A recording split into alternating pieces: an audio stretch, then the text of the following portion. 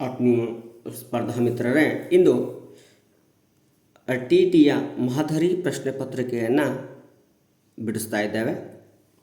So ಈ ಮಾದರಿ ಪ್ರಶ್ನೆ ಪತ್ರಿಕೆ ಒಳಗಡೆ ಗಣಿತ ವಿಷಯವನ್ನು ನಾನು ನೋಡ್ತಾ ಇದ್ದೇವೆ. 91ನೇ ಪ್ರಶ್ನೆಯಿಂದ ಎ, ಬಿ ಮತ್ತು ಸಿ ಮೂವರು ಸಂಬಳದ ಅನುಪಾತವು ಕ್ರಮವಾಗಿ 5:3:2 ಆಗಿದೆ. ಕ್ರಮವಾಗಿ ಅವರ ಸಂಬಳದಲ್ಲಿನ ಹೆಚ್ಚಳವು 20%, 10%, 20% ಆದಾಗ ಆ ಮೂವರ ಸಂಬಳದ ಹೊಸ ಅನುಪಾತ. ಹಾಗಾದ್ರೆ ಇಲ್ಲಿ 10%, ಒಂದು 20, ಒಂದು 10%, ಒಂದು 20% ಅಂತ ಹೇಳಿದಾನ. ಮೊದಲಿಗೆ ಏನು ಮಾಡ್ರಿ, ಅನುಪಾತಗಳನ್ನು ಬರ್ಕೊತಾ ಇದ್ದೆ ನೋಡ್ರಿ. ಎ ಅನುಪಾತ ಬಿ ಅನುಪಾತ ಸಿ ಈಕ್ವಲ್ ಟು 5:3:2. ಹಾಗಾದ್ರೆ ಅನುಪಾತಗಳ ಮೊತ್ತ ಎಷ್ಟಿದೆ? 10 ಇದೆ. ಹಾಗಾದರೆ ಈ 10ರಿಂದ ಪ್ರತಿ ಅನುಪಾತಕ್ಕೆ ಏನು ಮಾಡಿರಿ ಅಂದರೆ ಗುಣಾಕಾರ ಮಾಡಿರಿ, ಪ್ರತಿ ಅನುಪಾತಕ್ಕೆ. ಹಾಗಾದರೆ ಎ ಎಷ್ಟೈತಿ? 5 ಐತಿ. 10ರಿಂದ ಗುಣಾಕಾರ ಮಾಡಿರಿ, ಎಷ್ಟಾಯಿತು? 50. ಬಿ ಎಷ್ಟಿದೆ ರೀ? 3 ಇದೆ. 10ರಿಂದ ಗುಣಾಕಾರ ಮಾಡಿರಿ, ಎಷ್ಟಾಗುತ್ತೆ? 30. ಸಿ ಎಷ್ಟಿದೆ ರೀ? 2 ಇದೆ. 10ರಿಂದ ಗುಣಾಕಾರ ಮಾಡಿರಿ, ಎಷ್ಟಾಗುತ್ತೆ? 20 ಆಗುತ್ತೆ. ಇನ್ನು ಪ್ರತಿಯೊಂದು ಶೇಕಡ ಎಷ್ಟೆಷ್ಟು ಹೆಚ್ಚಳ ಮಾಡ್ಯಾನ ಅದನ್ನು ನೋಡ್ಕೋತ ಹೋಗೋಣ್ರಿ. ಎ 20% ಹೆಚ್ಚಳ ಮಾಡ್ಯಾನ. ಹಾಗಾದರೆ 50 ಎಷ್ಟು ಶೇಕಡ ರೀ? 100ಕ್ಕೆ 20%. ಅಂದರೆ ಶೇಕಡಾವನ್ನು ಈ ರೂಪದಲ್ಲಿ ಬರಿಬೋದು. ನೆಕ್ಸ್ಟ್ 30. ಸೊ 100ಕ್ಕೆ ಎಷ್ಟು ಶೇಕಡ ಹೆಚ್ಚು ಮಾಡ್ಯಾನ? 10% ಹೆಚ್ಚು ಮಾಡ್ಯಾನ. ಅನಂತರ 20. ಸೊ ಎಷ್ಟು ಶೇಕಡ ಹೆಚ್ಚು ಮಾಡ್ಯಾನ ರೀ? ಇದಕ್ಕೆ 20% ಹೆಚ್ಚು ಮಾಡ್ಯಾನ ಸಿಗೆ. ಹಾಗಾದರೆ 20 100 ಶೇಕಡಾವನ್ನು ಭಿನ್ನರಾಶಿ ರೂಪದಲ್ಲಿ. ಇವೆರಡು 0, ಇವೆರಡು 0, 5 10 ಹೆಚ್ಚಳ ಆಯಿತು. ಇವೆರಡು 0, ಇವೆರಡು 0, ಇವೆರಡು. ಹಾಗಾದರೆ 3 ಹೆಚ್ಚಳ ಆಯಿತು. 2 0 ಕ್ಯಾನ್ಸಲ್ ಮಾಡಿರಿ, 2 4 ಹೆಚ್ಚಾಯಿತು. ಹಾಗಾದ್ರೆ ಮೊದಲನೇ ಅನುಪಾತದ ಬೆಲೆಗಳಿಗೆ ಏನು ಮಾಡಿರಿ? ಪ್ಲಸ್ ಮಾಡಿರಿ. 50 + 10, 50 ಪ್ಲಸ್ ಹೆಚ್ಚಳವಾಗಿದ್ದು 60. ಮೊದಲಿದ್ದಿದ್ದು 30, ಹೆಚ್ಚಳವಾಗಿದ್ದು 3, 33. ಮೊದಲಿದ್ದಿದ್ದು 20, ಹೆಚ್ಚಳವಾಗಿದ್ದು 4 = 24. ನೆಕ್ಸ್ಟ್ ಇನ್ನು ಕಟ್ತಾ ಹೋಗ್ತದೆ ನೋಡ್ರಿ. ಎದರಲ್ಲಿ ಹೋಗ್ತದೆ ನೋಡೋಣ. 3 20 60, 3 11 3 8 24. ಹಾಗಾದ್ರೆ 20:11:8. ಹಾಗಾದ್ರೆ ಸರಿಯಾದ ಉತ್ತರ ಯಾವುದು ಅಂದರೆ ಇಲ್ಲಿದೆ ನೋಡ್ರಿ, ಆಪ್ಷನ್ 2, 20:11:8. ಇನ್ನು ಎಕ್ಸ್ ಮತ್ತು ವೈ ಮೂವರಿಗೆ ಒಂದು ಮೊತ್ತದ ಹಣವನ್ನು 3:7:12 ಅನುಪಾತದಲ್ಲಿ ಹಂಚಲಾಗಿದೆ. ಎಕ್ಸ್ ಮತ್ತು ವೈಗಳ ಅನುಪಾತದಲ್ಲಿ ಹಂಚಿಕೆಯ ವ್ಯತ್ಯಾಸ 1600 ರೂಗಳಾದಾಗ ವೈ ಮತ್ತು ಜೆಡ್ಗಳ ಹಂಚಿಕೆಯ ಅನುಪಾತದಲ್ಲಿನ ವ್ಯತ್ಯಾಸ.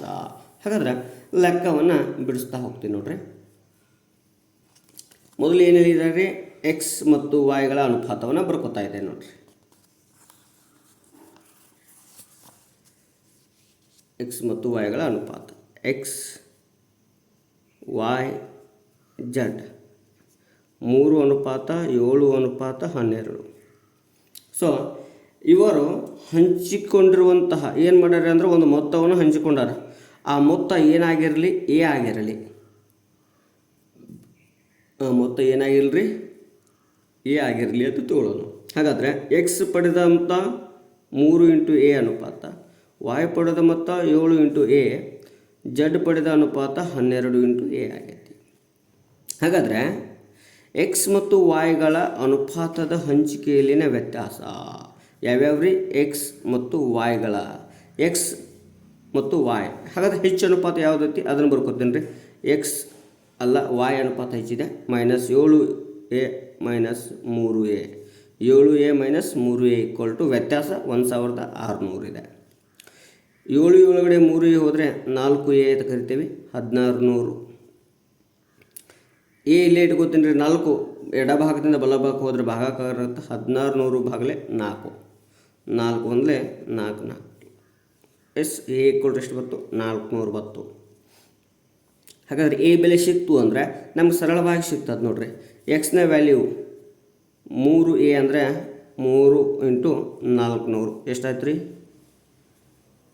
1200.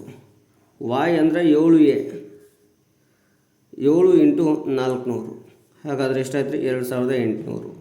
ಹಾಗಾದರೆ ವ್ಯತ್ಯಾಸ ನೋಡಿರಿ, 2800 ಒಳಗಡೆ 1200 ಕಳೆದ್ರೆ ನಮಗೆ ಸರಳವಾಗಿ 1600 ವ್ಯತ್ಯಾಸ ಸಿಗುತ್ತೆ. ಇನ್ನು ಜಡ್ 12A, 12 ಇಂಟು ಎ ಅಂದರೆ ಎಷ್ಟಿದೆ? 400 ಇದೆ. 12 4 48 ಅಂದರೆ 4800.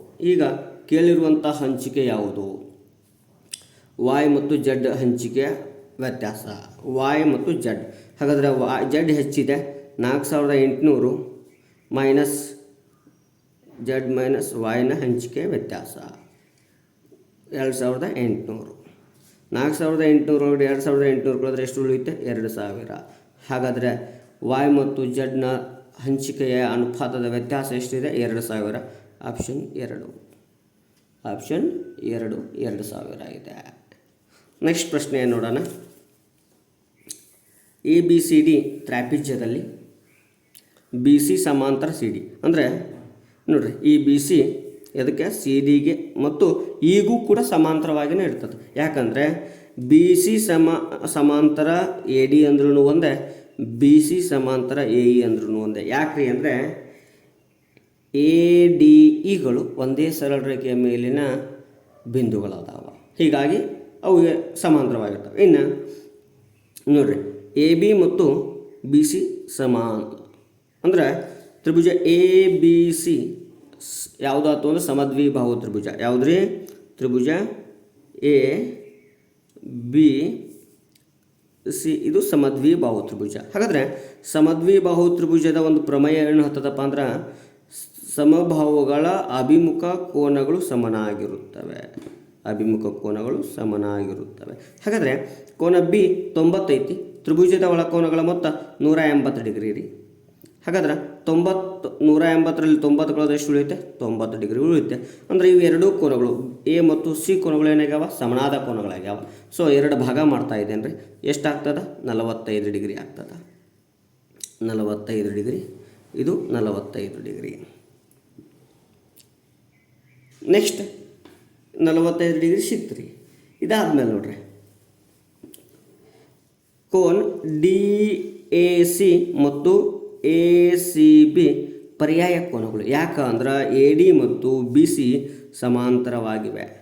ಹಾಗಾದರೆ ಯಾವ್ಯಾವ ಕೋನ್ DAC ಮತ್ತು ACB ಯಾವ ಕೋನಗಳು? ಪರ್ಯಾಯ ಕೋನಗಳು. ಹಾಗಾದರೆ ಇದು 45 ಐತಿ ಅಂದ್ರೆ ಇದು ಎಷ್ಟಿರ್ತದೆ ರೀ? 45 ಡಿಗ್ರಿ. 45 ಡಿಗ್ರಿ. ನೆಕ್ಸ್ಟ್ ಯಾವ ಕೋನ ಕೇಳ್ಯಾನ್ರಿ? EDC ಕೇಳಿದಾನೆ. EDC ಈ ಕೋನ ಕೇಳಿದಾನೆ. ಹಾಗಾದರೆ ಇಲ್ಲಿ ತ್ರಿಭುಜವನ್ನು ಉಂಟಾಗ್ತದೆ ನೋಡ್ರಿ. ಯಾವುದು? ACD ತ್ರಿಭುಜ. ಯಾವುದು? ACD ತ್ರಿಭುಜವನ್ನು AD ಬಾಹು ಈವರೆಗೆ ವೃದ್ಧಿಸಿದೆ, ಅಂದರೆ ಒಂದು ಬಾಹ್ಯಕೋನ ಉಂಟಾಯಿತು. ಯಾವುದದು? EDC ಬಾಹ್ಯಕೋನ. ಇದೇ ಬಾಹ್ಯಕೋನ ಆಗಿದೆ. ಹಾಗಾದರೆ ಬಾಹ್ಯಕೋನ ಪ್ರಮೇಯ ಹೇಳ್ತದೆ. ಏನು ಹೇಳ್ತದಪ್ಪ ಅಂದ್ರೆ ತ್ರಿಭುಜದ ಒಂದು ಬಾಹುವಿನಲ್ಲಿ ಉಂಟಾದ ಬಾಹ್ಯಕೋನವು ಅದರ ಪಾರ್ಶ್ವ ಅಂದರೆ ಒಂದೇ ಶೃಂಗ ಬಿಂದುವಿನಲ್ಲಿ ಉಂಟಾದ ಇನ್ನೊಂದು ಪಕ್ಕದ ಕೋನ, ಪಾರ್ಶ್ವ ಕೋನದ ಅಭಿಮುಖ ಕೋನಗಳ ಮೊತ್ತಕ್ಕೆ, ಪಾರ್ಶ್ವ ಕೋನದ ಅಭಿಮುಖ ಕೋನಗಳ ಮೊತ್ತಕ್ಕೆ ಬಾಹ್ಯ ಕೋನದ ಅಳತೆ ಸಮನಾಗಿರುತ್ತೆ. ಹಾಗಾದರೆ 45 + 30 ಟೋಟಲ್ ಸೇರಿದಾಗ ಎಷ್ಟಾಯಿತು? 75 ಡಿಗ್ರಿ. ಹಾಗಾದರೆ ಆಪ್ಷನ್ ಎ ಸರಿಯಾದ ಉತ್ತರ 75 ಡಿಗ್ರಿ ಆಗಿದೆ. ನೆಕ್ಸ್ಟ್ ದತ್ತಚಿತ್ರದಲ್ಲಿ AB ಸಮಾಂತರ DE, AB ಸಮಾಂತರ DE, AB ಸಮಾಂತರ DE.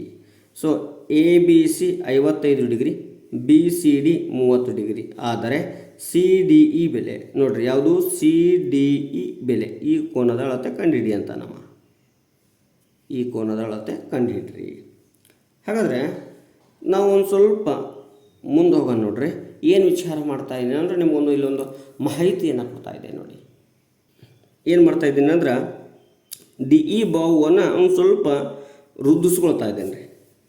DE ಬಾಹುವನ್ನು ಏನು ಮಾಡ್ತೇನೆ ರೀ? ವೃದ್ಧಿಸ್ಕೊಳ್ತಾ ಇದ್ದೇನೆ.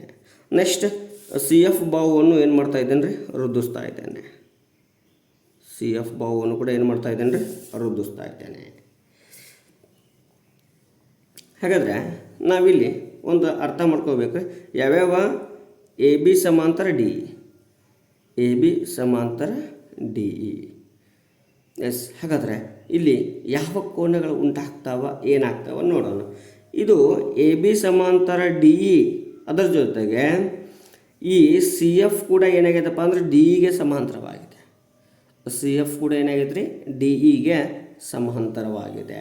ಹಾಗಾದರೆ ಡಿ ಇಗೆ ಸಿ ಎಫ್ ಸಮಾಂತರವಾಗೈತಿ, ಡಿ ಇಗೆ ಸಿ ಎಫ್ ಸಮಾಂತರವಾಗಿದೆ ಅಂದರೆ ಒಂದು ಸಮಾಂತರ ರೇಖೆಗಳಿಗೆ ಎಳೆದಂತಹ ಸಮಾಂತರ ರೇಖೆಗಳು ಕೂಡ ಎಲ್ಲವೂ ಏನಾಗಿರ್ತಾವ ಅಂದ್ರೆ ಸಮಾಂತರವಾಗಿರ್ತಾವ. ಹೀಗಾಗಿ ಸೊ ಡಿ ಇ ಮತ್ತು ಸಿ ಎಫ್ಗಳು ಸುದ ಏನಾಕವ್ರಿ, ಸಮಾಂತರ ಆಕಾವ. ಇನ್ನು ನೋಡ್ತಾ ಇದ್ದೇನೆ ಇಲ್ಲಿ ನೋಡ್ರಿ, ನೆಕ್ಸ್ಟ್ ನೋಡ್ರಿ. ಹಾಗಾದರೆ ಇದು ಡಿ ಇ ಸಿ ಎಫ್ ಸಮಾಂತರ ಆಗಿದೆ ಅಂದ್ರೆ ಎ ಬಿಗೆ ಸಿ ಎಫ್ ಏನಾಗಿರಲೇಬೇಕು, ಸಮಾಂತರವಾಗಿರಬೇಕು. ಹಾಗಾದರೆ ಅದು ಕೂಡ ಎ ಬಿ ಸಮಾಂತರ ಸಿ ಎಫ್ ಆಗ್ತದೆ, ಎ ಬಿ ಸಮಾಂತರ ಸಿ ಎಫ್ ಆಗ್ತದೆ. ಹಾಗಾದರೆ A B C cone A B C, A B C cone B C F, B C F ಯಾವ ಕೋನಗಳಕ್ಕವ ಅಂದ್ರೆ ಪರ್ಯಾಯ ಕೋನಗಳಕ್ಕವ, ಪರ್ಯಾಯ ಕೋನ. ಹಾಗಾದರೆ ಇದು 55 ಐತೆ ಅಂದರೆ ಇದು ಕೂಡ 55 ಆಗುತ್ತಾ. ಈಗಾಗಲೇ ಇದು 30 ಇನ್ನು ಉಳಿದಂತಹದ್ದು 25 ಡಿಗ್ರಿ. ಹಾಗಾದರೆ ಕೋನ್ ಡಿ ಸಿ ಎಫ್ ಆಗಲಿ ಎಷ್ಟಾಯಿತು, 55 ಆಯಿತು. ಹಾಗಾದರೆ ಒಂದು ಜೊತೆ ಸಮಾಂತರ ರೇಖೆಗಳಿಗೆ ಎಳೆದ ಛೇದಕ ರೇಖೆಯು ಅಂದ್ರೆ ಒಂದು ಜೊತೆ ಸಮಾಂತರ ರೇಖೆಗೆ ಏನು ಮಾಡಾಕ್ತೀವಿ, ಒಂದು ಛೇದಕ ರೇಖೆ ಎಳೆದಾಕತ್ತೇವೆ ರೀ. ಎಳೆದಾಗ ಅಲ್ಲಿ ಒಂದೇ ಪಾರ್ಶ್ವದಲ್ಲಿ ಉಂಟಾಗುವ ಒಳಕೋನಗಳ ಮೊತ್ತ, ಒಂದೇ ಪಾರ್ಶ್ವದಲ್ಲಿ ಉಂಟಾಗುವ ಒಳಕೋನಗಳ ಮೊತ್ತ 180 ಡಿಗ್ರಿಗೆ ಸಮನಾಗಿರ್ತದೆ, 180 ಡಿಗ್ರಿಗೆ ಸಮನಾಗಿರ್ತದೆ. ಸೊ ಸ್ವಯಂ ಸಿದ್ಧ ಆಧಾರ ಪ್ರತಿಜ್ಞೆ 5ರ ವಿಲೋಮ ರೂಪ ಅಂತಲೂ ಹೇಳ್ಬೋದು. ಹಾಗಾದರೆ ಇಲ್ಲಿ 180 ಡಿಗ್ರಿಗೆ ಸಮ ಇರ್ತದೆ ಅಂದ್ರೆ 180ರಲ್ಲಿ 25 ಕಳೆದು ಬಿಡ್ತೀನಿ ರೀ, ಉಳಿಯುವುದೆಷ್ಟು ಅಂದರೆ 155 ಡಿಗ್ರಿ. ಹಾಗಾದರೆ ಕೋನ್ ಸಿ ಡಿ ಇ ಎಷ್ಟು ಉಳಿತದೆ ರೀ, 155. ಹಾಗಾದರೆ ಆಪ್ಷನ್ 2 155 ಡಿಗ್ರಿ. ನೆಕ್ಸ್ಟ್ ಅದೇ ರೀತಿಯಾಗಿ ಚಿತ್ರದಲ್ಲಿ ಎ ಬಿ ಸಮಾಂತರ ಸಿ ಡಿ, ಎ ಬಿ ಸಮಾಂತರ ಸಿ ಡಿ. ಹಾಗಾದರೆ ಎ ಬಿ ಸಮಾಂತರ ಸಿ ಡಿ ನೋಡಿರಿ, ಒಂದು ಸಮಾಂತರ ರೇಖೆಗೆ ಅವುಗಳ ಮಧ್ಯದಲ್ಲಿ ಮತ್ತೊಂದು ರೇಖೆಯನ್ನು ಎಳೆದೇವಿ ಅಂದರೆ ಅವಕ್ಕೆ ಎಲ್ಲವೂ ಕೂಡ ಏನಾಗಿರ್ತಾವೆ ಅಂದರೆ ಸಮಾಂತರವಾಗಿರ್ತಾವೆ. ಅಂದ್ರೆ ಎ ಬಿಗೆ ಸಿ ಡಿ ಸಮಾಂತರ ಐತಿ, ಇನ್ನು ಎ ಬಿಗೆ ಪಿ ಕ್ಯೂ ಸಮಾಂತರವಾಗಿ ಎಳೆದೇವಿ ಅಂದರೆ ಆ ಪಿ ಕ್ಯೂ ಕೂಡ ಸಿ ಡಿಗೆ ಏನಾಗಿರಲೇಬೇಕು, ಸಮಾಂತರವಾಗಿರಲೇಬೇಕು. ಹಾಗಾದರೆ ನಾವು ಹೇಳಿದ್ದೇವೆ ಏನು ಅಂದರೆ ಒಂದು ಸಮಾಂತರ ರೇಖೆಯನ್ನು, ಸೊ ಇದನ್ನು ಸ್ವಲ್ಪ ವೃದ್ಧಿಸ್ಕೋತಿದ್ದೀನಿ ನೋಡ್ರಿ, ನಾನು 3 ಬಾಹುಗಳನ್ನು ವೃದ್ಧಿಸ್ಕೋತಾ ಇದ್ದೇನೆ ರೀ.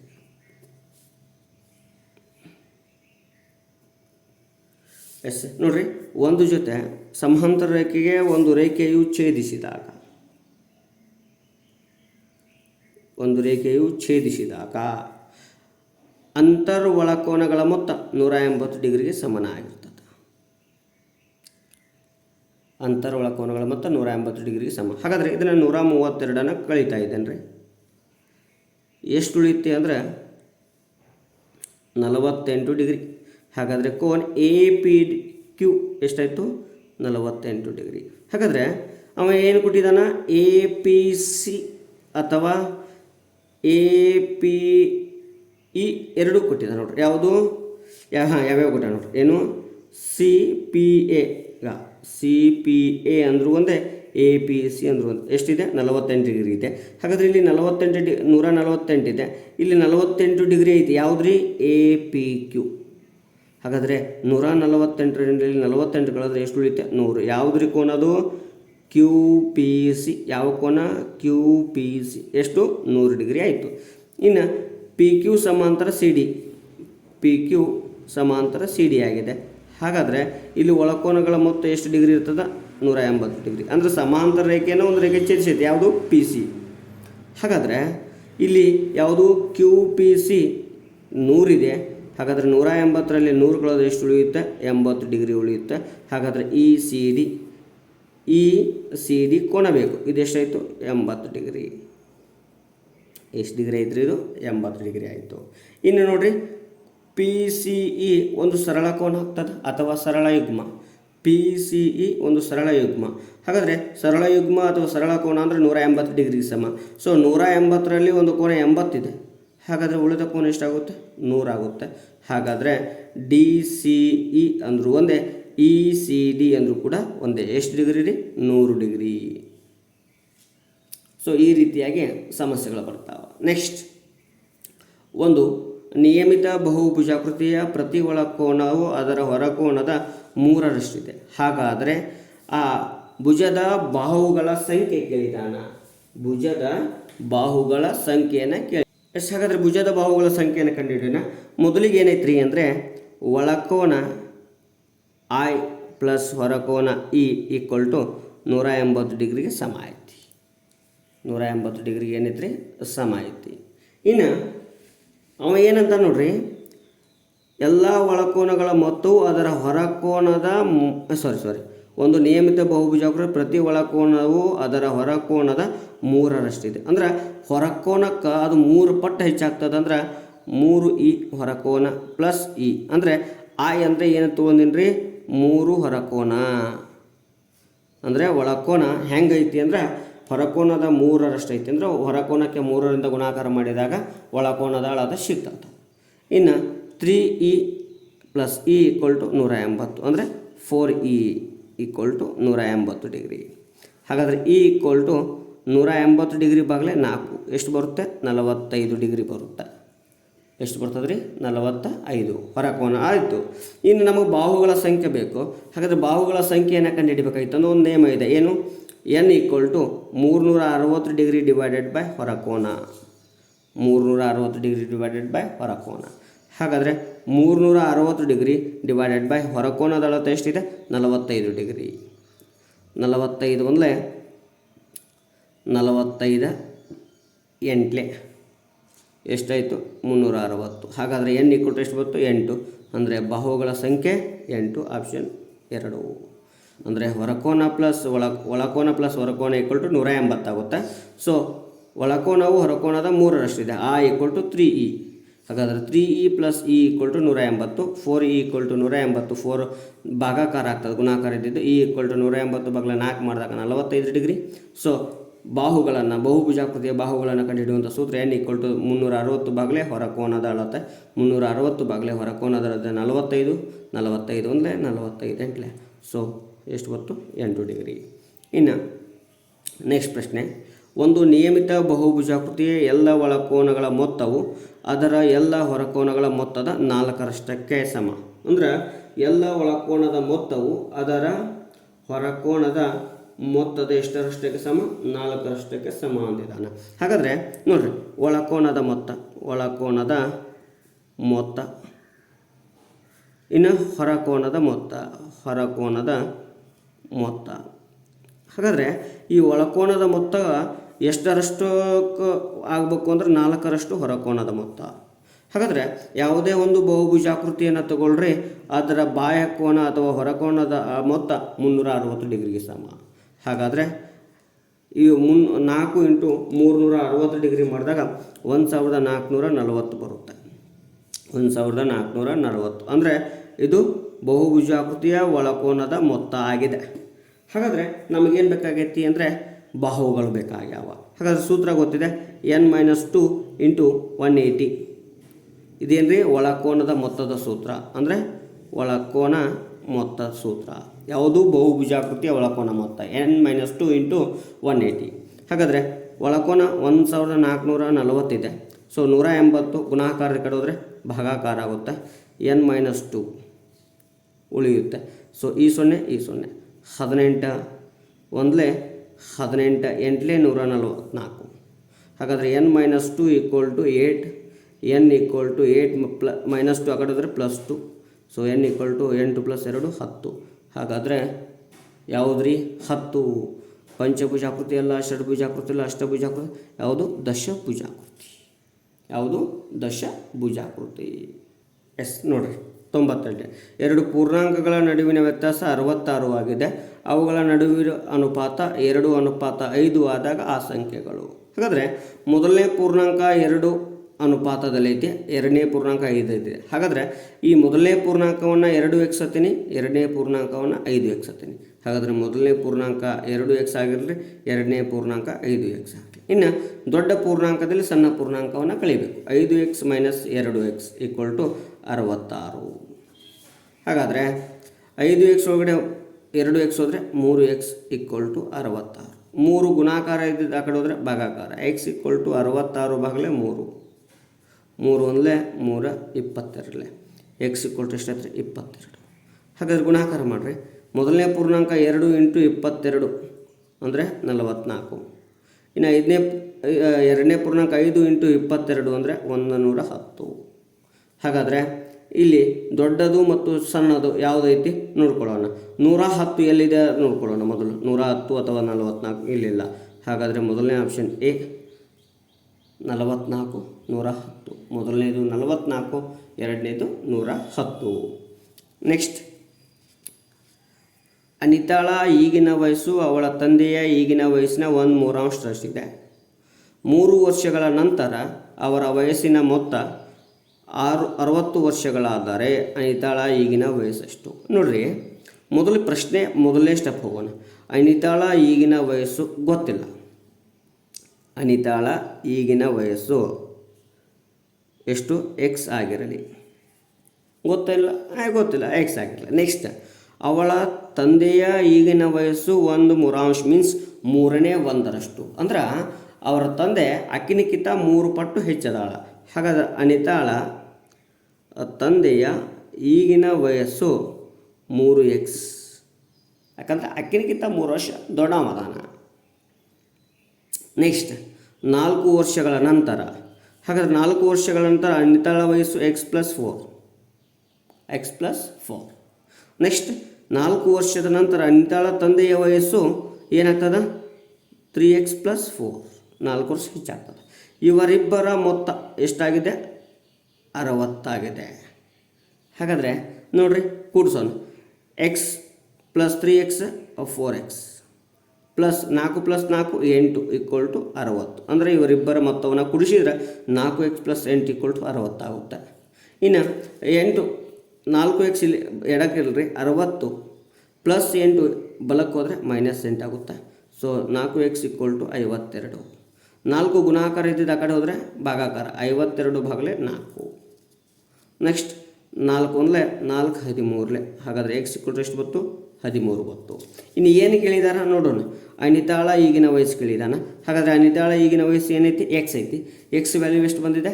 13 ಬಂದಿದೆ. ಹಾಗಾದರೆ ಅವಳ ಈಗಿನ ವಯಸ್ಸು 13 ವರ್ಷ.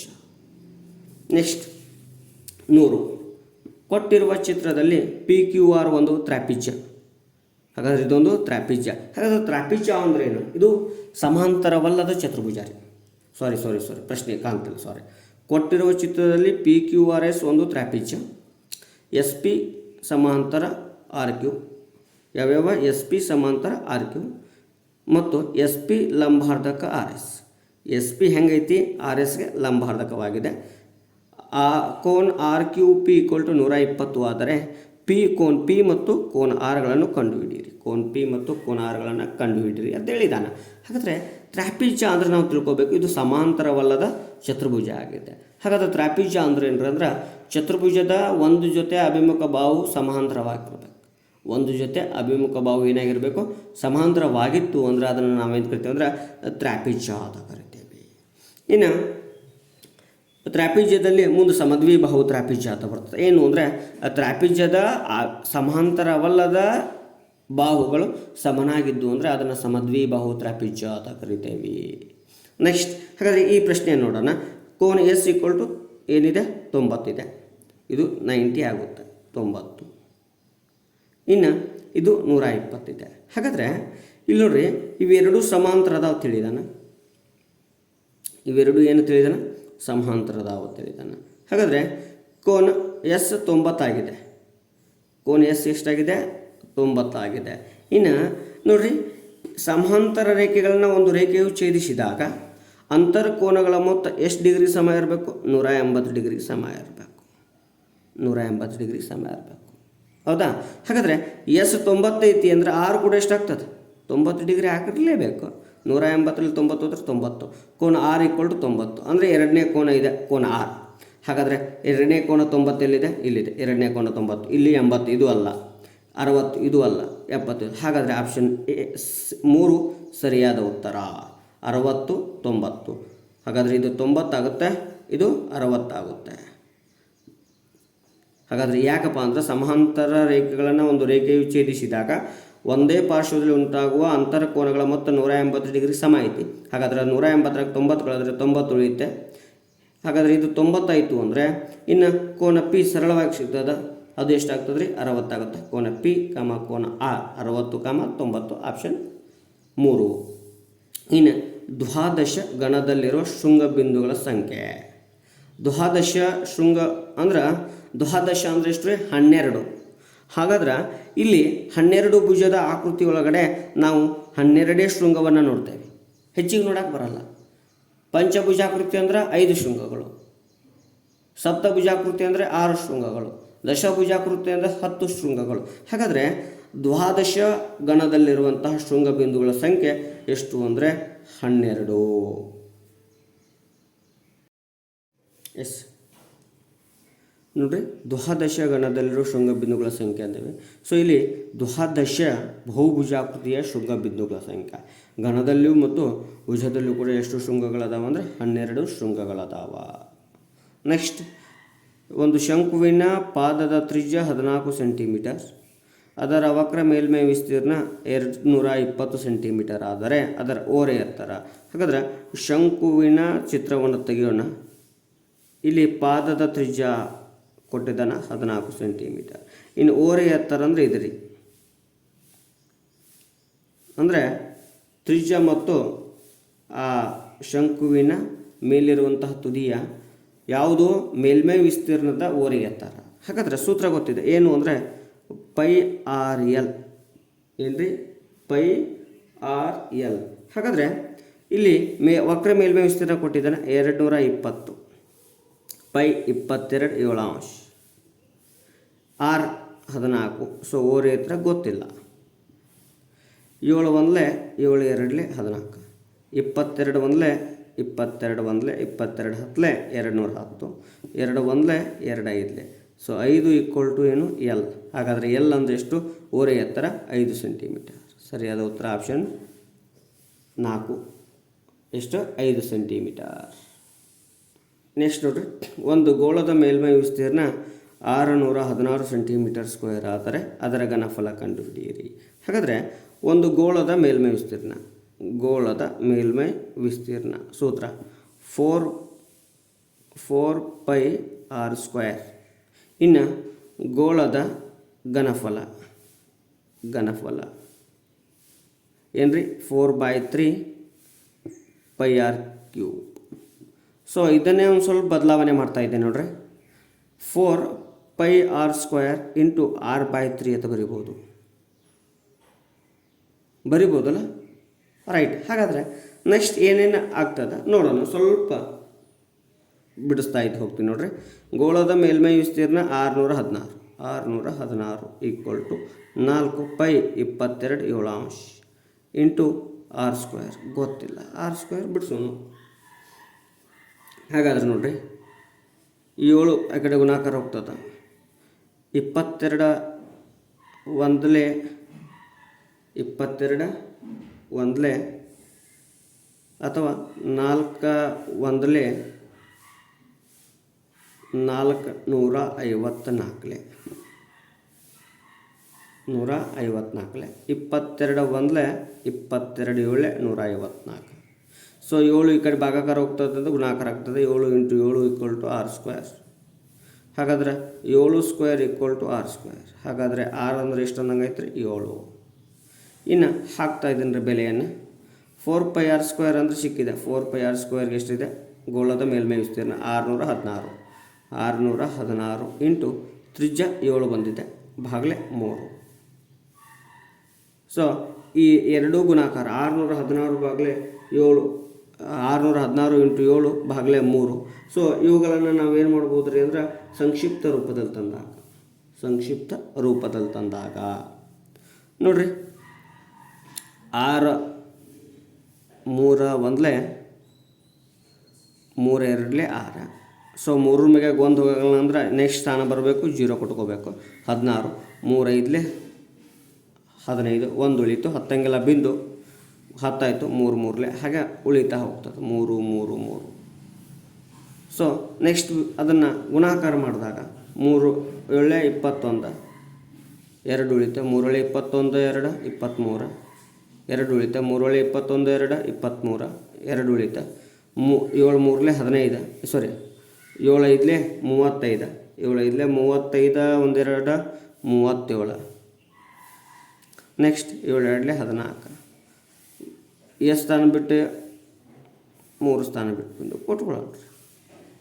ಹಾಗಾದರೆ ಇದು ಎಷ್ಟಾಗ್ತದೆ ರೀ ಅಂದರೆ 1437. ಸೊ 1437 38 ಇದೆ ಬೇಡ, 1400 ಇವೆರಡೂ ಅಲ್ಲ, 1437. ಸರಿಯಾದ ಉತ್ತರ ಆಪ್ಷನ್ ಎ 1437.3 ಸೆಂಟಿಮೀಟರ್.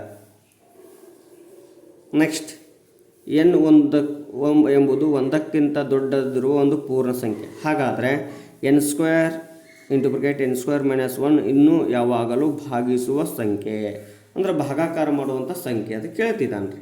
ಹಾಗಾದ್ರೆ ಭಾಗಾಕಾರ ಮಾಡುವಂಥ ಸಂಖ್ಯೆ ಏನಾಗ್ತದೆ ನೋಡೋಣ.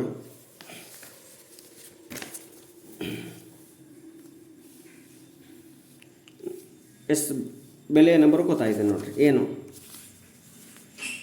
ಏನು ಒಂದಕ್ಕಿಂತ ದೊಡ್ಡದ ಸಂಖ್ಯೆ ಇದ್ರಾಗ ಹಾಕೋಣ ಬೆಲೆ n² n - 1. ಸೊ ಇಲ್ಲಿ ಒಂದಕ್ಕಿಂತ ದೊಡ್ಡ ಸಂಖ್ಯೆ ಅಂದಾನ ಅಂದ್ರೆ ನಾವೇನು ಮಾಡೋಣ್ರಿ 2 ಹಾಕೋಣ n = ಒಂದೊಂದಾಗಿ ನೋಡೋಣ. n = ಅಂದರೆ n² ಅಂದರೆ 2, n ಅಂದರೆ 2, n² ಅಂದರೆ 4, n² ಅಂದರೆ 4 - 1 = 4 × 3 ಎಷ್ಟು ಬತ್ತು 12 ಬತ್ತು. ಹಾಗಾದ್ರೆ 12 ಐತಿ, ಆದರೆ ನಮ್ಗೆ ಇನ್ನೂ 3 ಆಪ್ಷನ್ಸ್ ಅದಾವ 10 18 16. ಇನ್ನೊಂದು ನೋಡೋಣ n = 3 ಹಾಕೋಣ. n ಅಂದರೆ 3, 3² ಅಂದರೆ 9, n ಅಂದರೆ 3, 3² ಅಂದರೆ 9 - 1 9 ಇಂಟು 9 ರಾಗ 1 ಹೋದ್ರೆ 8, 9 ರಾಗ 1 ಹೋದ್ರೆ ಎಷ್ಟು 8. ಹಾಗಾದ್ರೆ ನೋಡ್ರಿ 8 9 72. ಹಾಗಾದ್ರೆ 10 ಮೆಗಾಗಿಲ್ಲ 72, ಹಾಗಾದ್ರೆ ಹೋಗೋದಲ್ಲ ಬಿಟ್ಬಿಡ್ರಿ. ಇನ್ನು 16 ಮೆಗಾಗ 72 ಇಲ್ಲ, ಅದು ಬಿಟ್ಬಿಡ್ರಿ. ಇನ್ನು 18 ಮೆಗಾಗ 72 ಐತೆ ನೋಡೋಣ. ಹಾಗಾದ್ರೆ 4 8 32, 2 ಐತಿ, 3 ಉಳಿತು, 4 1 4 72, 18 ಮೆಗಾಗ ಐತಿ. ಇನ್ನು 4 n ಅಂದರೆ 4 ತೊಗೊಳ್ಳೋಣ. 4 n ಅಂದರೆ 4, 4 ರ ಘಾತ 2 ಅಂದರೆ 16 ಇಂಟು 4 ರ ಘಾತ 2 ಅಂದರೆ 16 - 1 16 ಇಂಟು 17 16 ಇಂಟು 17 ಮಾಡಿದಾಗ ಏನಾಗ್ತದೆ ನೋಡೋಣ. ಸಾರಿ 16 - 1 ಅಂದರೆ 15 ನೋಡೋಣ. ಸೊ 15 6 90, 9 ಉಳಿತು, 15 1 15 15 9 24. ಹಾಗಾದರೆ 240 18 ಮೆಗಾಗೆ ಹೋಗಲ್ಲ. 240 18 ಮೆಗಾಗೆ ಏನಾಗಲ್ಲ, ಭಾಗ ಆಗೋಲ್ಲ. ಹಾಗಾದ್ರೆ ಎಷ್ಟರಲ್ಲಿ ಹೋಗ್ತದೆ 12ರಲ್ಲಿ ಹೋಗ್ತದೆ. ಆಪ್ಷನ್ 3 ಸರಿಯಾದ ಉತ್ತರ. 16 × 15 ಮಾಡಿದಾಗ 240, ಇದು ಎಷ್ಟರಲ್ಲಿ ಹೋಗ್ತದೆ 12ರಲ್ಲಿ ಹೋಗ್ತದೆ. ನೆಕ್ಸ್ಟ್ ನೋಡಿರಿ 963 + 476 ಭಾಗಲೆ ಘಾತ 2 ಪ್ಲಸ್ 963 - 476 ಘಾತ 2. ಇಲ್ಲಿ a + b² next a - b² ಇದೆ. ಹಾಗಾದರೆ ಇದನ್ನು ಬಿಡಿಸ್ತಾ ಹೋಗ್ತೀನಿ ನೋಡಿರಿ. a + b² a - b² a + b 963² plus 476² plus 2 into A B 963 into 476 ಇನ್ನು plus a - b² 963² plus 476² minus 2 into 963 into 476. ಭಾಗಲೇ 963 into 963 ಅಂದರೆ ನಾ 2 ಇಂಟು 963 ಅಂತ ಬರ್ತೀನಿ, 2 ಸಲ ಇದೆ. ಅಥವಾ ಸ್ಕ್ವೇರ್ ಅನ್ಬೋದು. ಪ್ಲಸ್ 476 ಇಂಟು 476 476 ಸ್ಕ್ವೇರ್ ಅನ್ಬೋದು. ನೋಡಿರಿ, plus 2 into 963 into 476 minus 2 into 963 into 476 ಇದು ಕ್ಯಾನ್ಸಲ್, ಪ್ಲಸ್ ಮೈನಸ್ ಕ್ಯಾನ್ಸಲ್ ಆಗುತ್ತೆ. ಇನ್ನು ಉಳಿದಿದ್ದು ನೋಡಿರಿ 963 ಇಂಟು 963 2 ಸಲ ಅದಾವ.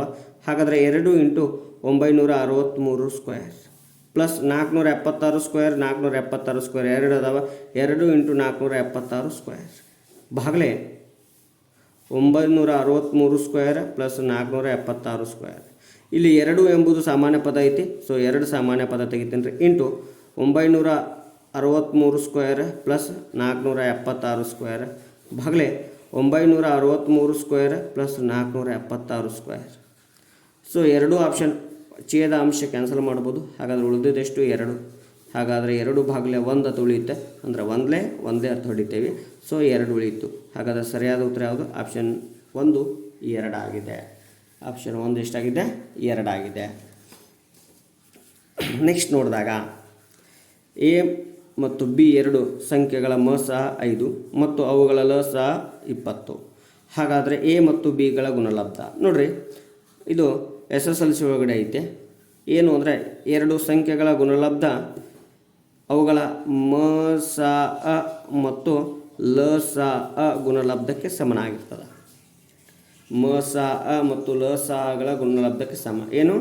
2 ಸಂಖ್ಯೆಗಳ ಗುಣಲಬ್ಧ ಮ ಸ ಮತ್ತು ಲ ಸ ಗುಣಲಬ್ಧಕ್ಕೆ. ಹಾಗಾದರೆ ಮ ಸ 5 ಲ ಸ 2. ಹಾಗಾದರೆ 5 ಇಂಟು 200. ಹಾಗಾದರೆ 5 ಇಂಟು 200 ಮಾಡಿದಾಗ ಎಷ್ಟಾಗ್ತದೆ? 1000. ಹಾಗಾದರೆ ಆ 2 ಸಂಖ್ಯೆಗಳ ಗುಣಲಬ್ಧ ಎಷ್ಟು? 1000. ಆಪ್ಷನ್ 2 1000. ಅಂದರೆ 2 ಸಂಖ್ಯೆಗಳ ಗುಣಲಬ್ಧ ಅವುಗಳ ಮ ಸ ಮತ್ತು ಲ ಸಹಗಳ ಗುಣಲಬ್ಧಕ್ಕೆ ಸಮನಾಗಿರುತ್ತೆ. ನೆಕ್ಸ್ಟ್ ABCDE ಮತ್ತು Fಗಳು 6 ಕ್ರಮಾನುಗತ ಸಮಸಂಖ್ಯೆಗಳಾದರೆ ಅವುಗಳ ಸರಾಸರಿ. ಹಾಗಾದರೆ ಅವುಗಳು ಸರಾಸರಿಯನ್ನು ಅಂದರೆ 6 ಕ್ರಮಾನುಗತ ಸಮಸಂಖ್ಯೆಗಳ ಯಾವ? ಸುಮ್ಮನೆ ಒಂದು ಉದಾಹರಣೆ ತಗೊಳ್ಳಿ. 2 4 6 8 10 12. ಹಾಗಾದರೆ ಸಂಖ್ಯೆಗಳಾರದವ ಸರಾಸರಿ ಅಂದರೆ 30 ಕೂಡಿಸ್ಬೇಕು. ಸೊ 10 12 22 30 36 40 42 ಭಾಗಲೇ ಎಷ್ಟು? 6. 6 ಒಂದಲೇ 6 ಏಳೇ ಎಷ್ಟು ಬತ್ತು? 7 ಬತ್ತು. ಹಾಗಾದರೆ ಇಲ್ಲಿ ಕೊಟ್ಟಂಥದ್ದು 7 ಇಲ್ಲೇ ಇಲ್ಲ, ಬಿಟ್ಬಿಡ್ರಿ. ABCD ಭಾಗಲಿಸಿ ಗುಣಾಕಾರ ಬರೋಂಗಿಲ್ಲ. A plus B plus C plus D 4 ಕೊಟ್ಟಾನ, ಬಟ್ ಇಲ್ಲೇನಂದನ್ರಿ 6 ಅದಾವ, ಇದು ಬರಲ್ಲ. ನೆಕ್ಸ್ಟ್ ಎ ಅಂದರೆ 2 ತೊಗೊಂಡೇವಿ. ಹಾಗಾದರೆ ಎ ಅಂದರೆ 2 ಹಾಕ್ತೀನಿ ರೀ. 2 ಪ್ಲಸ್ 6 8 ಆಯಿತು. ಇಲ್ಲಿ ಉತ್ತರ 7 ಇದೆ. ಹಾಗಾದರೆ ಇದು ಬರಲ್ಲ. ಇನ್ನು ಆಪ್ಷನ್ 2 ಒಂದೇ ಉಳಿದಿದೆ. ಎ ಅಂದರೆ 2 ಪ್ಲಸ್ 5 ಈಕ್ವಲ್ ಟು 7 ಆಗುತ್ತೆ. ಇಲ್ಲಿಯೂ ಕೂಡ ಸರಾಸರಿ 7 ಬಂದಿದೆ. ಸರಿಯಾದ ಉತ್ತರ ಆಪ್ಷನ್ 2. ಇನ್ನು ಒಂದು ಕಟ್ಟಡ ನಿರ್ಮಾಣದ ವಿವಿಧ ಸಾಮಗ್ರಿಗಳಿಗೆ ಮಾಡಲಾದ ವೆಚ್ಚ ವಿವರ ಕೆಳಗಿನ ಪೈ ನಕ್ಷೆಯಲ್ಲಿ ನೀಡಲಾಗಿದೆ. ಕಟ್ಟಡ ನಿರ್ಮಾಣದ ಒಟ್ಟು ವೆಚ್ಚವು 5,40,000 ಆದರೆ ಸಿಮೆಂಟ್ಗಾಗಿ ಖರ್ಚು ಮಾಡಿದ ಹಣ ಎಷ್ಟು? ಹಾಗಾದರೆ ಸಿಮೆಂಟ್ಗಾಗಿ ಖರ್ಚು ಮಾಡಿದ ಹಣವನ್ನು ನೋಡಿದಾಗ ನೋಡಿರಿ, 75 ಡಿಗ್ರಿ ಸಿಮೆಂಟ್ ಐತಿ ಅಂದರೆ 360 ಡಿಗ್ರಿ ಒಳಗಡೆ 75 ಡಿಗ್ರಿ ಸಿಮೆಂಟ್ ಇದೆ. ಹಾಗಾದರೆ ಅವನು ಖರ್ಚು ಮಾಡಿದ ಹಣ ಎಷ್ಟು? 5,40,000. ಈ 0 ಈ 0. ನೆಕ್ಸ್ಟ್ 9 4 50 9 4 36 9 6 54 ಎಷ್ಟು 0? 2 0 3 0 ಉಳಿತಾವೆ. 4 1 4 15 60 2 0. ಹಾಗಾದರೆ 75 ಇಂಟು 1500 ಮಾಡಿದಾಗ ನಮಗೆ ಎಷ್ಟು ಬರುತ್ತೆ ಅಂದರೆ 1,50,000 ಬರುತ್ತೆ.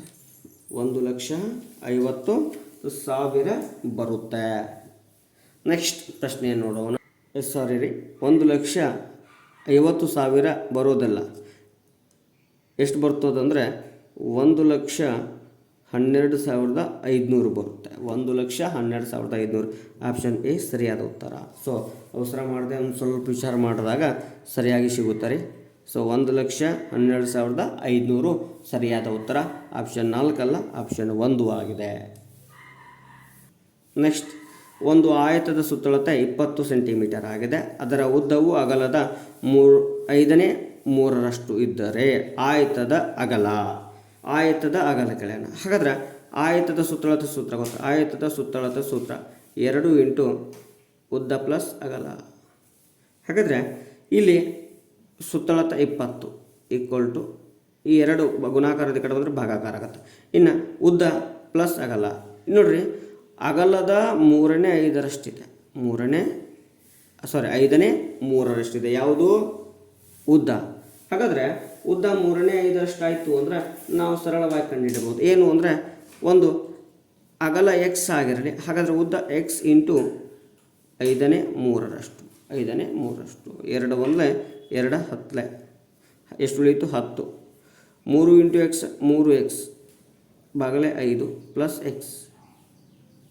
ಇನ್ನು ಲಸ ಅಥವಾ ಏನು ಮಾಡೋಣ, ಪ್ರತಿ ಪದಕ್ಕೆ 5ರಿಂದ ಗುಣಾಕಾರ ಮಾಡೋಣ. ಪ್ರತಿ ಪದಕ್ಕೆ 5ರಿಂದ ಗುಣಾಕಾರ ಮಾಡಿರಿ. ಹಾಗಾದರೆ 5 ಇಂಟು 10 50. ಸೊ 5 ಗುಣಾಕಾರ ಮಾಡಿದ್ರೆ ಇದು ಕ್ಯಾನ್ಸಲ್ ಆಗುತ್ತೆ, ಬರೀ 3x ಪ್ಲಸ್ 5x ಗುಣಾಕಾರ ಮಾಡಿದಾಗ ಹಾಗಾದರೆ 8x ಆಯಿತು. 50 ಈಕ್ವಲ್ ಟು 8x. ಈ 8 ಗುಣಾಕಾರದ ಎರಡಕ್ಕೆ ಬಂದರೆ ಭಾಗಾಕಾರ. 50 ಭಾಗಲೆ 8 ಈಕ್ವಲ್ ಟು ಎಕ್ಸ್. 8 1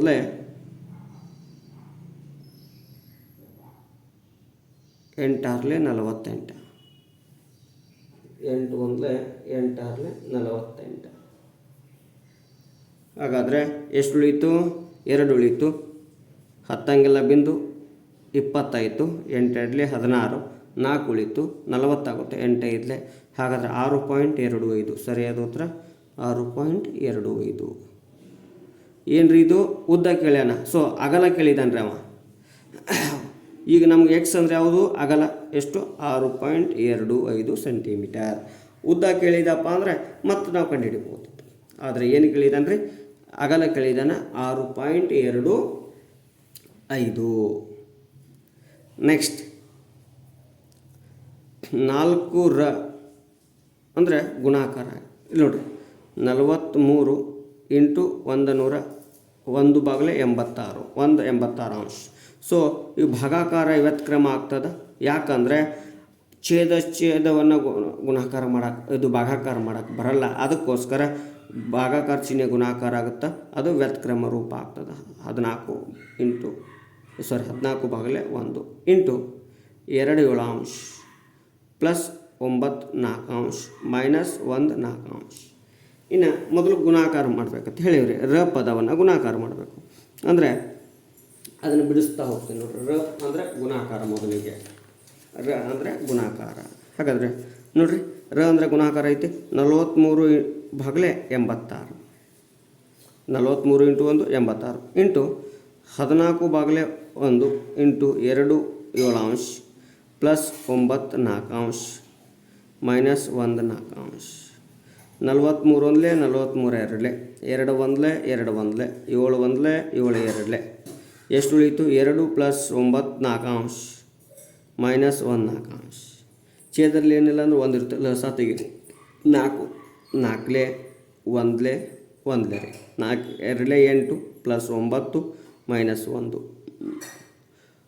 8 ಪ್ಲಸ್ 9 17 17ರಾಗ 1 ಹೋದರೆ 16 ಭಾಗಲೆ 4 4 1 4 4. ಸೊ ಎಷ್ಟು ಬಂತು? 4 ಬಂತು. ಆಪ್ಷನ್ 2 ಸರಿಯಾದ ಉತ್ತರ 4. ಮೊದಲು ಭಾಗಾಕಾರವನ್ನು ನೋಡ್ರಿ, ಭಿನ್ನರಾಶಿ ಭಾಗಾಕಾರ ಮಾಡಾಗ ಯಾವಾಗಲೂ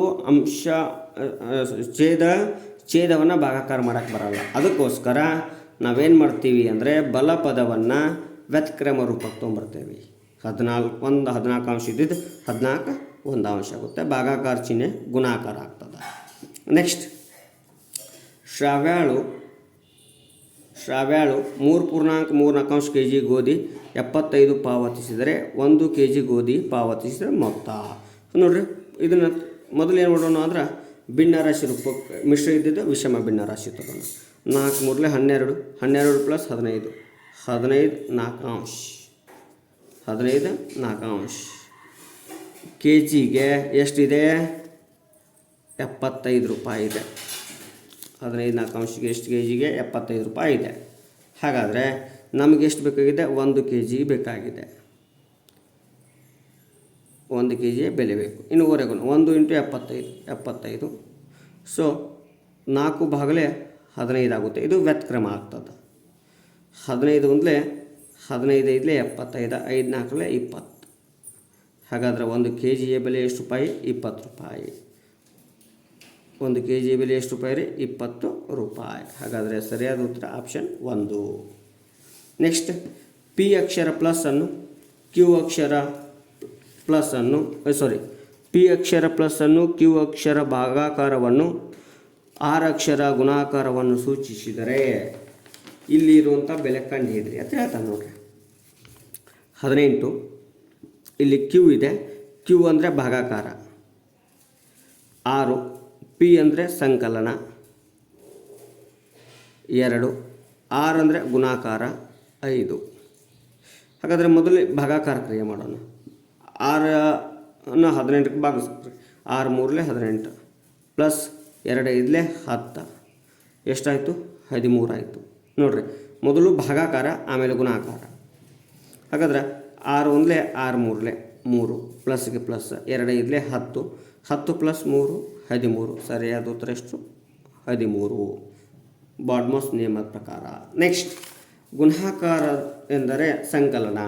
ನೆಕ್ಸ್ಟ್ ಪ್ರಶ್ನೆ ನೋಡ್ರಿ, ಇಲ್ಲಿದೆ. ಗುಣಾಕಾರ ಎಂದರೆ ಸಂಕಲನ, ಸಂಕಲನ ಎಂದರೆ ವ್ಯವಕಲನ, ವ್ಯವಕಲನ ಎಂದರೆ ಭಾಗಾಕಾರ. ಆದರೆ ಸಮೀಕರಣ ಬಿಡಿಸಿ ನೋಡಿರಿ. 15 5 4 4 ಬರ್ಕೋತೀನಿ ಮೊದಲಿಗೆ.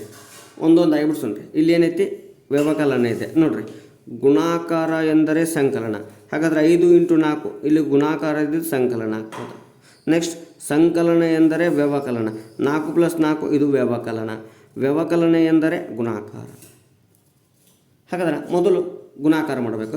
15 5 75 ಪ್ಲಸ್ 4 ಮೈನಸ್ 4. ಸೊ 4ರಾಗ 4 ಹೋದ್ರೆ ವ್ಯಾಲ್ಯೂ 0. ಹಾಗಾದರೆ ಎಷ್ಟು ಉಳಿಯುತ್ತೆ? 75. ಹಾಗಾದರೆ ಇಲ್ಲಿ ನಮ್ಮ ಬೆಲೆ 75 ಇಲ್ಲ. ಏನಾಗಿದೆ ನೋಡೋಣ ಒಂದೊಂದಾಗೆ. ಸಾರಿ ತಪ್ಪಾಗಿದೆ ರೀ. ನೋಡ್ರಿ, ಇಲ್ಲಿ ವ್ಯವಕಲನ ಎಂದರೆ ಭಾಗಾಕಾರ ಅಂದ್ಬಿಟ್ಟಾನ. ನಾವು ನೋಡ್ರಿ 15/5 15/5. ನೆಕ್ಸ್ಟ್, ಗುಣಾಕಾರ ಎಂದರೆ ಸಂಕಲನ ಪ್ಲಸ್ 4. ನೆಕ್ಸ್ಟ್, ಸಂಕಲನ ಎಂದರೆ ವ್ಯವಕಲನ -4. 15 ಅಂದರೆ 5 3 ಸೊ ಎಷ್ಟು? 3 ಪ್ಲಸ್ 4 -4 ಪ್ಲಸ್ 4 -4 ಕ್ಯಾನ್ಸಲ್, ಉಳಿದು 3. ಹಾಗಾದರೆ ಎಷ್ಟು? ಆಪ್ಷನ್ 1 ಸರಿಯಾದ ಉತ್ತರ 3. ಸಾರಿ ನೋಡಿದ್ದಿಲ್ಲ. ನೆಕ್ಸ್ಟ್, ಒಬ್ಬ ವ್ಯಾಪಾರಿಯು 20 kg ಆಲೂಗಡ್ಡೆಯನ್ನು 500 ರೂಪಾಯಿಗೆ ಕೊಂಡು ಅದನ್ನು 800ಕ್ಕೆ ಮಾರಾಟ ಮಾಡುತ್ತಾನೆ. ಹಾಗಾದರೆ ಆತನ ಶೇಕಡಾವಾರು ಲಾಭ ನೋಡಿರಿ. 500 ರೂಪಾಯಿಗೆ 800 ರೂಪಾಯಿ ಮಾರ್ತಾನೆ ಅಂದ್ರೆ 300 ರೂಪಾಯಿ ಲಾಭ ಆಗೈತಿ. ಎಷ್ಟು ರೂಪಾಯಿ ಲಾಭ ಆಗೈತೆ ರೀ? 300 ರೂಪಾಯಿ. ಹಾಗಾದರೆ ಅವ ಎಷ್ಟು 100 ರೂಪಾಯಿಗೆ 300 ರೂಪಾಯಿ ಲಾಭ ಆಗೈತಿ? 500 ರೂಪಾಯಿಗೆ 300 ರೂಪಾಯಿ ಲಾಭ ಆಗೈತಿ. ನೋಡಿರಿ, ಒಬ್ಬ ವ್ಯಾಪಾರಿಯು 20 kg ಆಲೂಗಡ್ಡೆಯನ್ನು 500ಕ್ಕೆ ಕೊಂಡನು, ಅದನ್ನು 800ಕ್ಕೆ ಮಾರಾಟ ಮಾಡುತ್ತಾನೆ. ಹಾಗಾದರೆ ಆತನ ಶೇಕಡಾವಾರು ಲಾಭ. ಹಾಗಾದರೆ 300 ರೂಪಾಯಿ ಲಾಭ ಆಗಿದೆ. ಎಷ್ಟು? 300 ರೂಪಾಯಿ. ಎಷ್ಟು 100 ರೂಪಾಯಿಗೆ ಇದು? 500 ರೂಪಾಯಿಗೆ 300 ರೂಪಾಯಿ ಲಾಭ ಆಗೈತಿ. ಹಾಗಾದರೆ 100 ರೂಪಾಯಿಗೆ ಎಷ್ಟು ಲಾಭ ಆಗ್ತದೆ? 300 × 100 ಭಾಗಲೆ 500. ಇವೆರಡು 0 ಎಷ್ಟಾಯಿತು? 300 ರೂಪಾಯಿ. 5 1 5 6 30 0 ಎಷ್ಟು ರೂಪಾಯಿ ಆಯಿತು? 60 ರೂಪಾಯಿ. ಹಾಗಾದರೆ ಎಷ್ಟು ಶೇಕಡ ಲಾಭ ಆಗ್ತದೆ ಅವಂಗೆ? 60%. ಹಾಗಾದರೆ ಎಷ್ಟು ಶೇಕಡ ಲಾಭ ಆಯ್ತು ರೀ? 60%. ನೆಕ್ಸ್ಟ್, ಭರತನು 30 ಫೀಟ್ ಇಂಟು 40 ಫೀಟ್ ಅಳತೆಯ ಒಂದು ಆಯತಾಕಾರದ ನಿವೇಶನವನ್ನು 1 ಚದರ ಅಡಿಗೆ 500ರಂತೆ ಕೊಂಡನು. ಅವನ ನಿವೇಶನದ ಒಟ್ಟು ಬೆಲೆ. ಹಾಗಾದರೆ ಇವು ಮೊದಲು ಏನು ಮಾಡ್ರಿ? ನಿವೇಶನದ ಅಳತೆ ಗುಣಾಕಾರ ಮಾಡಿರಿ. ವಿಸ್ತೀರ್ಣ 40 × 30 ಅಂದರೆ 1200. ಇನ್ನು 1 ಚದರ ಮೀಟರ್ಗೆ 500 ರೂಪಾಯಿ ಅಂದರೆ 1200 ಚದರ ಮೀಟರ್ಗೆ 12 5 60. ಎಷ್ಟು 0 ಅದಾವ? 4 0 ಅದಾವ. 4 0 ಕೊಟ್ಬಿಡೋಣ. ಹಾಗಾದರೆ 6 ಲಕ್ಷ. ಆಪ್ಷನ್ 4 ಎಷ್ಟು 6 ಲಕ್ಷ, 6 ಲಕ್ಷ ರೂಪಾಯಿ ಕೊಡ್ತಾನೆ ರೀ. ಒಬ್ಬ ಬಾಲಕನು 18 ಕಿಲೋಮೀಟರ್ ದೂರವನ್ನು 2 ಗಂಟೆಯಲ್ಲಿ ಕ್ರಮಿಸಿದರೆ ಆತನ ಜವವನ್ನು ಕಂಡುಹಿಡಿಯಿರಿ. ನೋಡ್ರಿ, 18 ಕಿಲೋಮೀಟರನ್ನು 2 ಗಂಟೆಯಲ್ಲಿ ಚಲಿಸ್ತಾ ಇದ್ದಾನೆ. ಹಾಗಾದರೆ 9 ಕಿಲೋಮೀಟರ್ ಎಷ್ಟು ಗಂಟೆಗೆ? 1 ಗಂಟೆಗೆ. 1 ಗಂಟೆಗೆ 9 ಕಿಲೋಮೀಟರ್. ನೋಡ್ರಿ, ಒಬ್ಬ ಬಾಲಕನು 18 ಕಿಲೋಮೀಟರ್ ದೂರವನ್ನು 2 ಗಂಟೆಯಲ್ಲಿ ಕ್ರಮಿಸಿದರೆ ಆತನ ಜವ ಅಂತ ಕೇಳಿದಾನ. ಹಾಗಾದರೆ ಆತನ ಜವ ಕೇಳ್ಯಾನ ಅಂದ್ರೆ ಒಂದೊಂದಾಗೆ ನೋಡ್ತಾ ಇದ್ದೀನಿ. ಎದರಲ್ಲಿ ಕೇಳಿದಾನ? ಮೀಟರ್ ಸೆಕೆಂಡ್ನಲ್ಲಿ ಕೇಳಿದಾನ. ಹಾಗಾದ್ರೆ ಮೊದಲಿಗೆ 18 ಕಿಲೋಮೀಟರ್ 2 ಗಂಟೆಯಲ್ಲಿ ಅಂದರೆ 1 ಗಂಟೆಯಲ್ಲಿ 9 ಕಿಲೋಮೀಟರ್ ಹೋಗ್ತಿದ್ದಾನ ನಾವು. ಹಾಗಾದರೆ ನಾವು ಕಿಲೋಮೀಟರನ್ನ ಸೆಕೆಂಡ್ ಒಳಗಡೆ ಮೀಟ್ರ್ ಒಳಗಡೆ ಕನ್ವರ್ಟ್ ಮಾಡಬೇಕು. Metre per second. 9 ಕಿಲೋಮೀಟರ್ ಅಂದರೆ 9 ಇಂಟು 5 18 ಅಂಶ. 9 ಇಂಟು 5 18 ಅಂಶ. ಹಾಗಾದರೆ 9 1 9 2. ನೆಕ್ಸ್ಟ್ 2 1 2 2 4 1 ಉಳಿತು. 10 ಬಿಂದು 10 ಆಯಿತು. 2 5. ಹಾಗಾದರೆ ಎಷ್ಟು ಅಂದರೆ 2.5 ಮೀಟರ್ ಎದುಗೆ ಪ್ರತಿ ಸೆಕೆಂಡಿಗೆ 2.5 ಮೀಟರ್. ಆಪ್ಷನ್ 2 ಸರಿಯಾದ ಉತ್ತರ. 2.5 metre per second. Metre per second ಹೀಗೂ ಮಾಡ್ಬೋದು, ಅಥವಾ ನೇರವಾಗಿನೂ ಅಂದರೆ ನೇರವಾಗಿ ಮಾಡೋಕ್ಕೋದೇವಿ ಅಂದರೆ 2 ಗಂಟೆಗೆ ಕೊಟ್ಟಿದ್ದಾನೆ ರೀ. ಸೊ ಅಲ್ಲಿ ಕೂಡ ಮಾಡ್ತೇವೆ ನೋಡ್ರಿ. ಏನು? 18 ಡಿವೈಡೆಡ್ ಬೈ 2 ಗಂಟೆಗೆ. ಹಾಗಾದರೆ ಮೀಟರ್ ಪರ್ ಸೆಕೆಂಡ್ 5 18 ಅಂಶ. 18 1 18 1. ಹಾಗಾದರೆ ಅದನ್ನು ಕ್ಯಾನ್ಸಲ್ ಮಾಡಿದಾಗ ಎಷ್ಟಾಗ್ತಂದ್ರೆ 2. ಇನ್ನು ಮೀಟರ್ ಪರ್ ಸೆಕೆಂಡಿಗೆ 2.5 ಮೀಟರ್ ಪರ್ ಸೆಕೆಂಡ್ ಆಯಿತು. ನೆಕ್ಸ್ಟ್, ಒಂದು ಲೋಹದ ಆಯತಾಕಾರದ ಬ್ಲಾಕ್ 21 ಸೆಂಟಿಮೀಟರ್, 77 ಸೆಂಟಿಮೀಟರ್, 24 ಸೆಂಟಿಮೀಟರ್ ಆಯಾಮನ ಹೊಂದಿದೆ. ಆ ಬ್ಲಾಕನ್ನು ಕರಗಿಸಿ ಗೋಳವನ್ನಾಗಿ ಮಾಡಿದಾಗ ಗೋಳದ ತ್ರಿಜ್ಯ ಅಂದ್ರೆ ಇದು ಘನಾಕೃತಿ ಐತಿ. ಅದ ಘನಾಕೃತಿಯನ್ನು ಕರಗಿಸಿ ಮಾಡಬೇಕಂದ್ರೆ ಆಯತದ ಘನಫಲ ಎಷ್ಟಿರುತ್ತೋ ಗೋಳದ ಘನಫಲವೂ ಅಷ್ಟೇ ಇರಬೇಕು. ಹಾಗಾದರೆ ಆಯತದ ಘನಫಲ ಈಕ್ವಲ್ ಟು ಗೋಳದ ಘನಫಲ. ಹಾಗಾದರೆ ಆಯತ ಘನಫಲ ಸೂತ್ರ ಗೊತ್ತಿದೆ. ಉದ್ದ ಇಂಟು ಅಗಲ ಇಂಟು ಎತ್ತರ. ಹಾಗಾದರೆ ಗೋಳದ ಘನಫಲ 4/3 ಪೈ ಆರ್ ಕ್ಯೂಬ್. ಇನ್ನು ಉದ್ದ ಎಷ್ಟಿದೆ? 21. ಅಗಲ ಎಷ್ಟಿದೆ? 77. ಇನ್ನು ಎತ್ತರ ಎಷ್ಟಿದೆ? 24. Equal to 4 3 into pi 22 7 into 6/3. ನೋಡ್ರಿ, 11 2 11 7. ನೆಕ್ಸ್ಟ್ 4 1 4 6 24. 2 1 2 3. ನೆಕ್ಸ್ಟ್ ಉಳಿದಿದ್ದು ನೋಡ್ರಿ 21 ಇಂಟು 7 ಇಂಟು 3. ಸೊ 3 ಇಂಟು 7 ಆ ಕಡೆ ಹಾಕ್ತಾನೆ ರೀ. 3 7 21 ಭಾಗಾಕಾರ ಗುಣಾಕಾರ ಆಗುತ್ತೆ. Equal to 6 cube. 21 into 3 21 into 21 equal to 6 cube. So 21 3 ಸಲ ಇದೆ. ಹಾಗಾದರೆ 21 ಕ್ಯೂಬ್ ಈಕ್ವಲ್ ಟು 6/3. ಹಾಗಾದರೆ 21 ಈಕ್ವಲ್ ಟು ತ್ರಿಜ್ಯ ಎಷ್ಟಾಯಿತು? 21 ಸೆಂಟಿಮೀಟರ್. Option 2 21 centimetre. ನೆಕ್ಸ್ಟ್, 2016ರ ಅಂಗವೈಕಲ್ಯ ಕಾಯ್ದೆಯ ಪ್ರಕಾರ ಅಂಗವೈಕಲ್ಯತೆ ಹೊಂದಿರುವ ವ್ಯಕ್ತಿಯನ್ನು ಸೂಚಿಸುವ ಪದ. ಅಂದ್ರೆ ಅಂಗವೈಕಲ್ಯತೆ ಅಂದ್ರೆ ಯಾವುದಾದ್ರೂ ಅಂಗವನ್ನು ದೋಷ ಆಗಿರಬೇಕು. ಸೊ ಅದಕ್ಕೆ ಅಂಗವೈಕಲ್ಯತೆ ಅಂತ ಕರಿತೀವಿ. ಇದು ವಿಶೇಷ ದೈಹಿಕ ಸಾಮರ್ಥ್ಯ ಹೊಂದಿರುವ ಮಗು. ನೆಕ್ಸ್ಟ್, ದುರ್ಬಲ ಗತಿ ಸಾಮರ್ಥ್ಯ ದೇಹದ ಮಗು.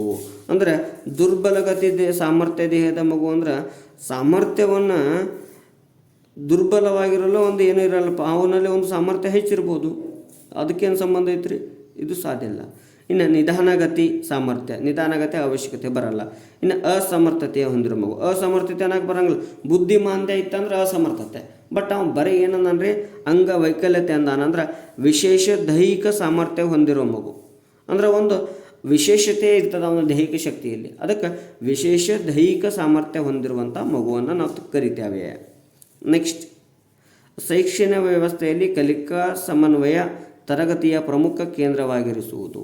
ನೋಡ್ರಿ, ಸಾಮಾಜಿಕ ಗುರುತು ಆದರ್ಶಿ ವಿದ್ಯಾರ್ಥಿಗಳನ್ನು ಗುಂಪು ಮಾಡೋದು ತಪ್ಪು. ನೆಕ್ಸ್ಟ್ ಮಕ್ಕಳ ವೈಯಕ್ತಿಕ ಸಾಮರ್ಥ್ಯವನ್ನು ವೃದ್ಧಿಸುವ ಅವಕಾಶ ಒದಗಿಸಿಕೊಡುವುದು. ನೆಕ್ಸ್ಟ್ ಕಾರ್ಯಕ್ಷಮತೆ ಆಧಾರಿತ ಗುರಿಯನ್ನು ಹೊಂದುವುದು. ಇನ್ನು ವಿಭೇದೀಕರಿಸಲಾದ ಸೂಚನೆಗಳು, ಇದು ತಪ್ಪಾಗ್ತದೆ. ನೆಕ್ಸ್ಟ್ ಕಲಿಕಾ ಸಮನ್ವಯ ತರಗತಿಯ ಪ್ರಮುಖ ಕೇಂದ್ರ ಅಂದರೆ ಅಂತರ್ಗತ ಅಂದ್ರೆ ಅವರಲ್ಲಿ ಅಡಗಿಕೊಂಡಿರೋದು. ಹಾಗಾದರೆ ಮಕ್ಕಳ ವೈಯಕ್ತಿಕ ಸಾಮರ್ಥ್ಯವನ್ನು ವೃದ್ಧಿಸುವ ಅವಕಾಶವನ್ನು ನಾವೇನು ಮಾಡೋದು, ಒದಗಿಸಿಕೊಡೋದು. ನೆಕ್ಸ್ಟ್ ವಿದ್ಯಾರ್ಥಿಗಳ ಪರಿಣಾಮಕಾರಿ ಕಲಿಕೆಯ ಉಂಟಾಗುವುದು ಕೇವಲ ನೋಡ್ರಿ, ಪರಿಣಾಮಕಾರಿ ಕಲಿಕೆ ಉಂಟಾಗ್ತದೆ ಎದರಿಂದ, ಪಠ್ಯಪುಸ್ತಕದಲ್ಲಿನ ವಿಷಯಾಂಶಗಳನ್ನು ಕಂಠಪಾಠ ಮಾಡಿದಾಗ. ತಪ್ಪು. ಪರಿಣಾಮಕಾರಿ ಕಲಿಕೆ ಅಂದರೆ ಕಂಠಪಾಠ ಮಾಡಿದ್ರೆ ಆಗಲ್ರಿ. ನೆಕ್ಸ್ಟ್ ಶಿಕ್ಷಕರು ಕಪ್ಪು ಹಲಿಗೆ ಮೇಲೆ ಬರದ ವಿಷಯಾಂಶಗಳು ನಕಲು ಮಾಡಿದಾಗ. ತಪ್ಪು. ಶಿಕ್ಷಕ ಬರ್ದಾನ ಅಂದರೆ ಅವ್ರು ಬರ್ಕೊಂಡ್ರೆ ಅವ್ರಿಗೆ ಅರ್ಥ ಆಗಂಗಿಲ್ಲ. ನೆಕ್ಸ್ಟ್ ನಿಯೋಜಿತ ಕಾರ್ಯಗಳಲ್ಲಿ ಚಟುವಟಿಕೆಯಿಂದ ಭಾಗವಹಿಸಿದಾಗ.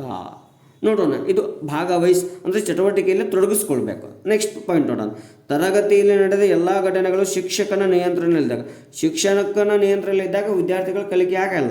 ಹಾಗಾದ್ರೆ ನಿಯೋಜಿತ ಕಾರ್ಯಗಳಲ್ಲಿ ಚಟುವಟಿಕೆಯಿಂದ ಭಾಗವಹಿಸಿದಾಗ ಮಕ್ಕಳಿಗೆ ಪರಿಣಾಮಕಾರಿಯಾದಂಥ ಕಲಿಕೆ ಆಗುತ್ತೆ. ಸೊ ಆತ್ಮೀಯ ಸ್ನೇಹಿತರೆ, ವಿದ್ಯಾರ್ಥಿ ಮಿತ್ರರೇ, ಇಂದು ಮಾದರಿ ಪ್ರಶ್ನೆ ಪತ್ರಿಕೆಯನ್ನು ನಾವು ನೋಡ್ತಾ ಇದ್ದೇವೆ. ಸೊ ಸರಳವಾದಂತಹ ಮತ್ತು ಬೇಸಿಕ್ ಮಾಹಿತಿಯ ಮೂಲಕ ನಾನು ವಿಷಯವನ್ನು ಕ್ವಶನ್ ಪೇಪರನ್ನು ಬಿಡಿಸಿದ್ದೇನೆ. ಸೊ ನಿಮ್ಮೆಲ್ಲರಿಗೂ ಅರ್ಥವಾಗಿತ್ತು ಅಂದರೆ ಲೈಕ್ ಮಾಡಿ ಮತ್ತು ನಿಮ್ಮ ಫ್ರೆಂಡ್ಸ್ಗೆ ಶೇರ್ ಮಾಡಿ. ಹಾಗೆ ಅಲ್ಲಿರುವಂತಹ ಬೆಲ್ ಬಟನನ್ನು ಏನು ಮಾಡಿರಿ ಅಂತ ಪ್ರೆಸ್ ಮಾಡಿರಿ ಅಂತ ಹೇಳ್ತಾ ಇವತ್ತಿನ ಅವಧಿಯನ್ನು ಮುಗಿಸ್ತಾ ಇದ್ದೇನೆ. ಧನ್ಯವಾದಗಳು.